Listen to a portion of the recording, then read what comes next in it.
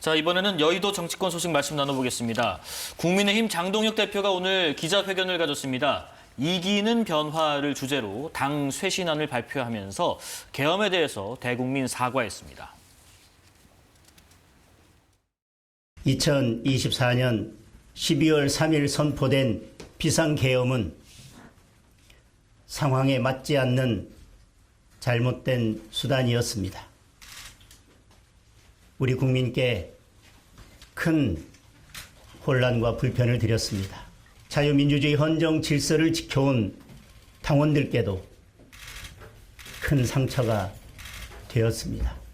국정 운영의 한 축이었던 여당으로서 그 역할을 다하지 못한 책임이 큽니다. 그 책임을 무겁게 통감하고 이 점 국민 여러분께 깊이 사과드립니다. 과거의 일들은 사법부의 공정한 판단과 역사의 평가에 맡겨놓고 계엄과 탄핵의 강을 건너 미래로 나아가겠습니다. 당의 가치와 방향을 재정립하고 전 당원의 뜻을 물어 당명 개정을 추진하겠습니다. 서 의원님께서는 지금 당 홍보본부장직을 맡고 계시고 오늘 기자회견 자리도 같이 계셨는데 일단 뭐 질의응답은 없습니다. 이게 아무래도 뭐 다른 질문으로 좀 메시지가 섞이지 않을까 하는 우려 때문에 하지 않았나 싶기도 한데 그렇다면 오늘 힘을 주고 싶었던 이 기자회견의 핵심 내용은 뭐였습니까?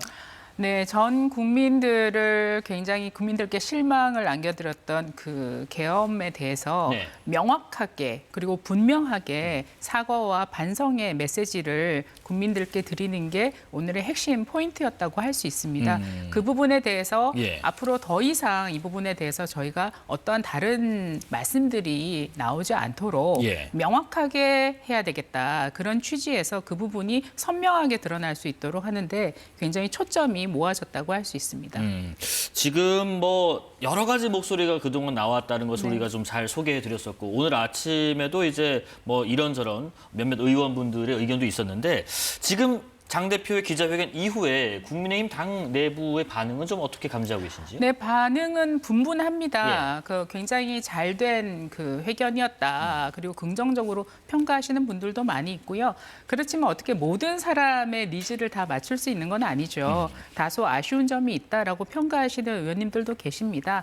그렇지만 이제 이게 시작이라고 생각을 합니다. 그렇기 때문에 국민들께 우리가 계엄에 대해서 처절한 반성과 사과를 한다는 것을 명확하게 한번 정확하게 신년에 짚고 넘어갈 필요가 있다라는 것이 가장 중요한 오늘 핵심 포인트이고요.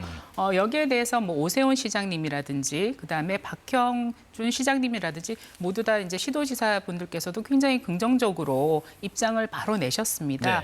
뭐 또 일부 의원님들께서는 굉장히 아쉬운 점이 많다. 농도의 차이들이 다 있습니다. 그렇지만 그러한 의견들도 전부 다 수용을 해가면서 앞으로 실천적인 모습을 보여주는 게 앞으로 남아있는 저희 당의 과제가 아닌가 그렇게 생각하고 있습니다. 일단 뭐 민주당의 총평 잠시 후에 좀 들어보면서 한 가지 이 의원님께 좀 여쭤보겠습니다. 지금 어쨌든 지방선거 이제 몇 달 안 남았습니다. 지방선거 앞두고 장 대표의 오늘 기자회견이 있었는데 특히 이제 지방선거에 국민의힘 당내에서 그 경선 당심 반영 비율 여기에서도 일부 좀 조정 요소를 좀 밝혔어요. 지역과 대상에 따라서 조정하겠다. 이런 일련의 내용들 어떤 의미로 좀 받아들이고 계시는지요? 일단은 기존의 어떤 경선 룰과 관련된 여러 가지 당내외의 좀 비판들을 일정 부분 수용하는 모양새인 것 같긴 하고요. 또 지방선거를 이제 앞두고 있기 때문에 그런 부분들을 외면하기 어려운 어떤 처지가 좀 반영된 걸로 보여지는데 지역과 대상에 따라 당심 반영 비율을 좀 조정하겠다라고 하는 것들이 좀 통일적인 기준은 아닐 수 있어요. 물론 이제 저게 어떻게 보면 탄력적인 기준으로 평가가 될 수도 있겠지만 공천 룰이라고 하는 게 저런 방식으로 진행됐을 때는 오히려 더 혼선과 또 혼란이 있을 수도 있거든요. 그래서 뭐 타 정당의 어떤 경선 룰까지 좀 평가하기가 좀 그런데 향후에 좀 상황은 좀 봐야 될 것 같습니다. 자, 그러면 민주당 지도부는 오늘 장동혁 대표의 기자회견에서 어떤 반응이었을까요? 최고위원회 이후 공식 논평이 있었는데 박수현 수석 대변인 이야기 들어보겠습니다. 중요한 것은 진심이고 실천이라고 생각합니다. 그러나 국민의힘 윤리위원장의 임명을 보면 김건희를 옹호해왔던 그런 인사를 가장 중요한 당의 윤리위원장에 임명을 하는 행동과 비상계엄에 대해서 철진한 사과를 하는 말과 어떤 일치감이 있는지 국민께서 그것을 정말 진심의 사과라고 받아들이고 앞으로 국민의힘이 그렇게 행동할 것이라고 예상하시는 국민이 있을까라고 하는 점에 대해서는 다소 회의적입니다. 하여튼 앞으로 국민께서 국민의힘의 오늘 사과가 진정성 있는 행동으로 연결이 되는지 지켜보실 것이다. 이렇게 말씀드리겠습니다. 자, 일단 뭐 철진한 사과라는 평도 있었고요. 또 하나가 그런 것에 관심이 많았죠. 과연 윤석열 전 대통령에 대한 언급이 있을까? 근데 지금 직접적인 언급은 없었습니다. 대신에 뭐 과거에서 벗어나겠다. 이 말로 가름한 것으로 해석이 되시나요? 어떻게 해석하시나요? 일단 그 제1야당이 예. 계엄과 내란의 수렁에서 벗어나지 못하는 어떤 기존의 어떤 행보들, 언동들에 대해서는 상당히 좀 안타까웠고요. 같은 정치를 책임 있게 해야 될 입장에서 보면 예. 그런 부분들을 빨리 털고 갔으면 좋겠다라는 바람이 좀 있었습니다. 근데 오늘 발언을 보면 사과라는 입장을 밝혔습니다. 근데 때로는 그 사과가 더 공분을 자아낼 수도 있어요. 전제가 정확하게 이 상황에 대해서 뼈저리게 인식을 하고 예. 무엇이 잘못됐는지 그 부분들의 전제가 없으면 그런 사과가 오히려 더 악효과를 저는 줄 수 있다고 보는데 네. 오늘의 사과가 딱 그런 것 같습니다. 그렇습니까? 왜냐하면 제가 가장 인상 깊게 봤던 부분은 상황에 맞지 않는 잘못된 수단이다. 예. 상황이 맞으면 비상계엄도 할 수 있다. 이렇게 환원할 수도 있거든요. 그러니까 그 표현 자체가 굉장히 비상계엄과 내란 상황에 대해서 철저한 인식이 없는 것 같습니다. 정말 이건 잘못된 거고 예. 역사에서 우리 정치에서 두 번 다시 있어서는 안 된다라고 하는 뼈저린 반성 위에서 사과하는 게 아니라 정말 이 상황만 모면하기 위한 표면적 사과 아니냐라고 평가할 수밖에 없는 지점이고요. 네. 두 번째는 윤석열의 계엄이 아니라 국민의힘 또 거기에 편승하고 더 조장했던 장동혁 대표 본인 이런 부분들에 대한 뼈저린 반성과 사과가 있어야 됩니다. 그런 부분들이 다 빠졌다라는 말씀 좀 드리고요. 예. 과거를 외면하자라는 취지로 익힙니다. 저는 오늘의 사과가 진정한 사과가 되려면 지금 제대로 밝혀지지 않았던 내란의 어떤 잔재 부분들을 철저하게 정리하자, 신속하게 정리하자 이런 메시지를 통해서 내란 특검에 대한 입장도 분명하게 밝혔어야 된다고 봅니다. 아하. 근데 이런 것들이 전제가 되지 않는 예. 단순한 사과는 상황 모면책에 불과하다는 말씀 드리고요. 예. 윤석열 씨, 김건희 씨에 대한 언급이 없습니다. 없을 수밖에 없고 향후에도 절연하지 못한 상태로 계속 매달리고 갈 수밖에 없는 저는 중요한 시그널이다 이렇게 저는 평가합니다. 아하, 과거와 단절 내진 절연이 아니라 과거를 외면한 것이다. 윤 전 대통령에 대한 발언은 앞으로도 없을 것이다. 이런 의견 주셨는데 여기에 대한 짧은 의견 좀 들어보겠습니다. 민주당은 우리가 어떠한 사과를 해도 네. 비판할 거라고 생각을 합니다. 끊임없이 계엄 이후의 상황들을 내란으로 몰아가고 있지 않습니까? 그런 부분에 있어서는 아직 사법적 판단이 끝나지 않은 상황에서 굉장히 유감스러운 부분이고요. 네. 장동혁 대표께서 사과를 하신 부분은 분명하게 입장을 밝히신 겁니다. 그리고 명확하게 계엄은 잘못된 것이었다. 잘못된 수단이었다라고 입장을 밝혔는데 예. 거기에 대한 미사 여구나 수식어 가지고 굉장히 지엽적으로 이 전체의 맥락을 굉장히 이제 평가절하하는 것은 굉장히 아쉬운 부분이고요. 국민들께서 판단하실 부분이라고 생각을 합니다. 네. 그 부분에 대해서. 그리고 아까 박수현 대변인도 그런 얘기를 하셨는데 앞으로 어떻게 진심 어린 실천으로 담아내느냐. 근데 거기에 대해서 굉장히 공감합니다. 저희가 앞으로 어떠한 실천하는 모습을 보일 것이냐. 이걸 가지고 국민들께서 이번 장동혁 대표의 사과, 회견에 대해서 평가를 하실 거라고 보고요. 저희들의 그런 진심 어린 노력들, 그리고 앞으로 변화해 가려는 노력들, 당의 쇄신책, 이런 것들을 통해서 저희가 민심을 회복하는 계기가 되지 않겠나. 저는 그렇게 생각하고 있습니다. 오늘 그 메시지도 메시지만 그 쇄신 방안에 대해서도 많은 관심이 가던데 이거 먼저 좀 여쭤볼게요. 우선은 당명 개정을 추진하겠다는 네네. 부분인데 당명을 지금 국민의힘에서 앞으로 바꿔 나가겠다라는 것이 지금 확정된 사안인 건가요? 그거는 이제 대표께서 그렇게 예. 말씀을 하셨지만 이제 대표께서 아젠다를 던지신 거고요. 분명히 오늘 기자회견에서도 당원들의 의견을 물어서 결정하겠다고 하셨습니다. 그래서 당원들이 당명 개정에 동의를 한다면 그때부터 본격적으로 당명 개정 절차에 들어갈 거고요. 또 제가 홍보본부장이기 때문에 예. 사실은 당명 개정이 결정이 되면 그 역할은 제가 직접적으로 수행해야 되는 일입니다. 네. 그래서 만약에 당명 개정이 확정이 된다면 오늘 이 자리에서 국민 여러분들께서 국민의힘의 새로운 당명에 대해서 아이디어가 있으시다면 좀 많이 저희들께 전달을 해주시기를 이 자리에서 미리 부탁을 드리겠습니다. 이 의원님 당명을 바꾼다는 것이 뭐 민주당도 경험이 있습니다만은 여러 가지 계기가 있어요. 뭐 어떻게 보면은 새롭게 브랜드를 좀 만드는 이유도 있고 아니면은 애초에 정말 쇄신하는 어떤 첫 일성으로 이 행보를 하기도 하는데 지금 국민의힘 같은 경우에는 자유한국당 또 미래통합당 그리고 국민의힘 그리고 이번에 당명 개정 추진 의사를 좀 시사를 했는데 여기에 대한 의견 좀 들어보겠습니다. 지방선거가 이제 참 5개월 정도 남았습니다. 그렇습니다. 예, 지방선거를 앞두고 뭐 한편으로 보면 불가피한 선택일 수도 있겠다라는 생각이 드는데요. 불가피하다. 사실 예. 혹평을 한다라고 하는 분들의 입장에서는 단순한 간판가리를 가지고 지금의 상황을 모면할 수 있겠냐, 국민의 선택을 받을 수 있겠냐 이런 평가를 하는 분들도 계시고요. 네. 저는 장동혁 대표가 되는 상황들을 좀 복귀해 보시면 소위 말하는 윤 어게인 여기에 좀 편승하거나 기대해서 당대표가 됐습니다. 예. 그리고 지난 1년 동안 계엄과 내란에 대해서 철저하지 않고 오히려 굉장히 비판적인 어떤 그 받을 수 있는 그런 언동들을 또 실제로 해왔어요. 국민의힘도 마찬가지고. 저는 이런 부분들을 분명하게 테이블에 올려서 그간에 그런 부분들에 대한 언동들 우리가 국민들한테 매우 잘못됐습니다. 이런 부분들은 다 빼고 윤석열 씨의 계엄에 대해서만 이런 방식으로 하는 건 맞지 않다. 그리고 남은 부분이 있다면 철저하게 민주당이 추진하는 내란 2차 종합특검을 통해서라도 밝히겠다. 이건 역사적 문제니까 이렇게라도 좀 하면서 당명 개정을 한다라고 하면 진정성을 좀 평가받을 수 있겠지만 그런 것 없이 단순한 당명 개정만 가지고 네. 국민의힘에 대한 어떤 새로운 국민들의 좋은 평가가 있을지는 의문이고요. 지금이라도 내용적으로 또 당직 인선이라든지 이런 측면에서 좀 정말 새로운 변화들을 확실하게 보여주는 조치들을 좀 기대는 하고 싶습니다. 예. 그리고 지금 쇄신한 가운데 그런 부분도 좀 눈에 들어오더라고요. 국민 공감 연대를 하겠다라는 부분. 네네.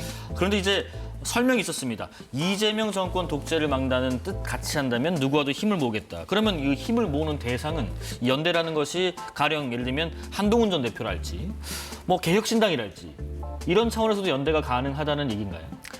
그러니까 우리가 예. 뭐 우리 내부자들과 연대를 한다 안 한다 이 얘기는 있을 수가 없죠. 네네. 우리는 우리가 당을 함께하는 사람들은 모두가 함께 우리가 정당을 운영하고 또 정권 획득을 목표로 함께하는 사람들이 정당 아니겠습니까? 그래서 우리 내부에 있는 사람들을 얘기하는 게 아니라 외곽에 있으신 분들. 그래서 그 메시지야말로 이제 당 대표께서 앞으로 우리 당의 외연 확장에 나서겠다라는 선언적인 얘기입니다. 그래서 당 밖에 있는 많은 인사들 그리고 대한민국의 미래를 걱정하시는 분들 그런 모든 사람들에 대해서 우리가 문을 열어놓고 언제든지 우리가 함께할 그 자세가 되어 있다. 문이 활짝 열려 있다. 예. 이런 메시지로 해석을 해야 될 것 같고요. 그런 측면에서는 뭐 어느 정당이든 누구든 사안에 따라서도 연대할 수 있는 거라고 생각합니다.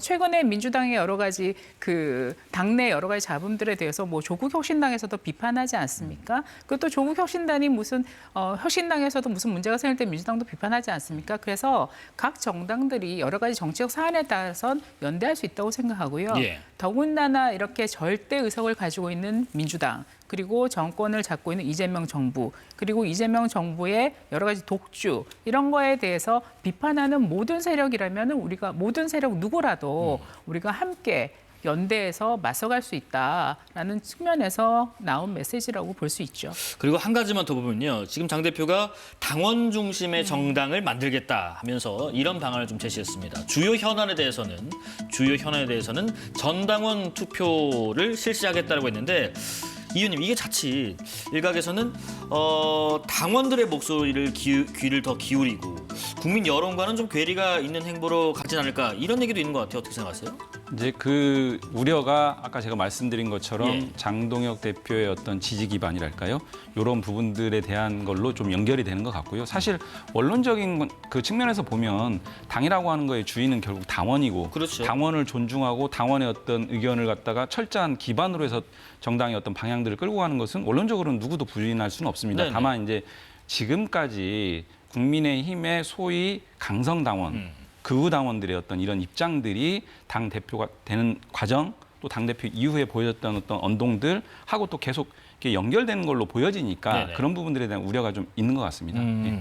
이 지금 전당원 투표를 실시한다는 것, 당원 중심의 정당은 뭐 당연한 얘기 아니겠느냐. 그런데 이 부분을 강조한 장동혁 대표의 의중은 뭔가요?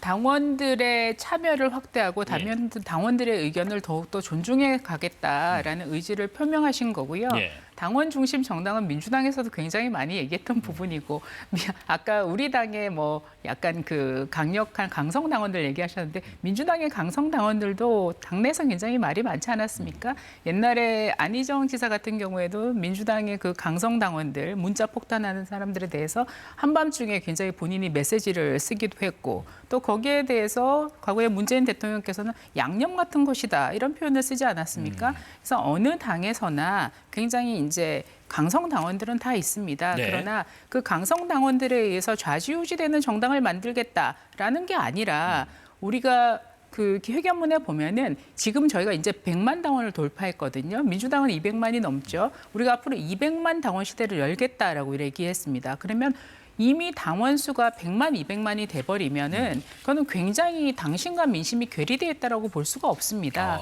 그래서 예. 심지어 그럴 때는 경쟁 구도에 있어서도 예를 들어 전당대회 할 때 문자 보내기도 힘듭니다. 문자 보내기도 너무나 많은 돈이 들어가죠. 그렇기 때문에 당원 수가 확대되면 확대될수록 일반적인 중도층들도 훨씬 더 많이 당에 유입이 될 수 있고 또 그렇게 당에서 활동하시는 분들, 우리 당을 위해서 기여하시는 분들의 목소리를 더욱더 경청하겠다. 이거는 정당 민주주의가 지향해야 될 가치지 이것이 비판받아야 될 일은 아니라고 생각합니다. 예. 그리고 아까 장동혁 대표에 대해서 뭐 사과 문제에 대해서 계속 여러 가지 비판적인 얘기를 하셨는데 장동혁 대표야말로 계엄 당일날 계엄 해제 표결에 참여하신 분입니다. 그리고 마치 민주당에서는 계엄 해제 표결이 전원 참여하신 것처럼 얘기하는데 김민석 총리도 참여하지 않았어요. 그러면 민주당에서 계엄 해제 표결에 참여하지 않은 사람들은 다 내란 세력입니까? 아니지 않습니까? 그렇기 때문에 그렇게 일률적으로 우리 당을 마치 내란 정당이다 이런 식으로 내란몰이를 지속적으로 하는 것은 굉장히 유감스러운 부분이고요. 그 부분에 대해서는 이제는 국민들도 이제는 굉장히 받아들이기 어렵지 않나. 계속해서 언제까지 그 내란 얘기를 계속 하실 건지 이제는 적절히 접으실 때가 됐다. 사법적 판단을 받으면 그것에 따라서 저희가 또 판단할 부분이라고 생각을 합니다. 예. 그래서 우리 당의 변화가 두려워서 계속 비판하시는 게 아닌가 이런 생각이 드는데요. 저희가 실천으로 보여드리도록 하겠습니다. 지금 그 국민의힘의 최근에 여러 인사의 행보도 좀 눈에 띈다고 하더라고요. 예를 들면 뭐 최근에 유튜버 고성국 씨가 국민의힘에 입당을 했고 그리고 이제 같은 날에 김도읍 정책위의장이 또 사퇴를 한 상황이고 이후에 삼선의 김성원 의원에게 정책위의장 제안이 갔지만 일단 고사했다고 지금 전해졌습니다. 장 대표가 말한 이런 당의 정책 방향에 대한 재정립 어떻게 지금 진행될지 그림이 어떻게 좀 그려지시는지 궁금하네요. 김도읍 정책위의장이 이제 PK의 중진 예. 의원이고 이제 김성원 그 의원은 이제 정책위의장을 고사했다고 알려지는데 수도권의 또 중진 의원입니다. 예. 어떻게 보면은 국민의힘 내에 정책통이면서도 상당히 좀 온건하고 합리적인 어떤 이런 분들로 평가받는 분들인데 다 정책위의장을 고사하거나 사퇴를 했어요. 예. 이제 안타까운 지점이라고 좀 보여지고요.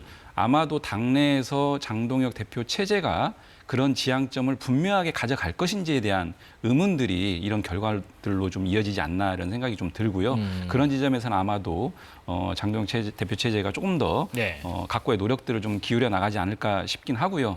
그럼에도 불구하고 한편에서 또 이렇게 전한길 씨, 뭐 이렇게 고성국 씨인가요? 이런 분들이 또 당에 가입해서 예. 또 어떤 영향을 또 미칠지 이런 부분들도 좀 우려되는 저는 지점이라고 좀 보여집니다. 네. 이 향후에 장동혁 대표가 오늘 사과를 통해서 쇄신안을 발표했는데 이 쇄신이 실질적인 방향으로 가기를 바랍니다. 그런데 그렇지 않고 기존의 방향대로 또 계속 흘러간다면 사실 우리 한국 정치 별로 안 좋은 거거든요. 안타까운 지점이 될 수 있고 네네. 저는 지선을 앞두고 있지만 국민의힘이 제대로 된 트랙으로 건전하게 우리 당하고 좀 경쟁을 해나갔으면 좋겠다 이런 바람은 있습니다. 국내인 관련 마지막 이 질문 드리고 넘어가겠습니다. 지금 예를 들면 뭐 계파 갈등이랄지 뭐 당내 통합 문제에 대해서는 약간 아직까지 물음표가 있는 것 같아요. 이를테면 한동훈 전 대표와 이른바 뭐 당원 게시판 관련된 갈등이랄지 또 김종혁 전 최고위원에 대한 징계 논의도 지금 앞두고 있는 상황에서 지금 국민의힘의 윤리위 구성에 대해서 또 잡음이 나온 것 같아요. 윤리위원장의 어떤 임명에 대한 또 문제 제기도 안팎으로 있고 그리고 윤리위원회 구성에 대해서는 당내에서 또 의원들이 비판이 좀 나온다고 하던데 그렇다면 앞으로 한동훈 전 대표랄지 김종혁 전 최고위원이랄지 이런 친한계 이를테면 이런 분들에 대한 윤리위의 어떤 결정을 의원들이 또 혹은 당원들이 이 납득을 하고 내홍을 더 겪지 않고 지나갈 수 있는 부분이 나올지 어떻게 좀 예상하시는지 궁금합니다.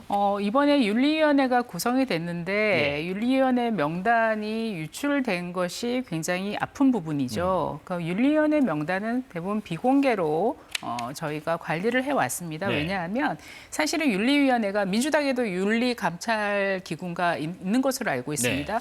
이분들의 신상이 노출되면 굉장히 이분들을 향해서 여러 가지 비판도 세도할 수 있고 그다음에 이분들이 어떤 판단을 내리는 데 있어서 뭐 여러 가지 뭐 청탁이 올 수도 있고 여러 가지 이분들이 여러 가지 판단을 하시는데 애로사항이 많기 때문에 지금까지 저희가 관례적으로 윤리위원들 명단은 비공개로 해왔습니다. 물론 위원장은 공개가 됐었죠.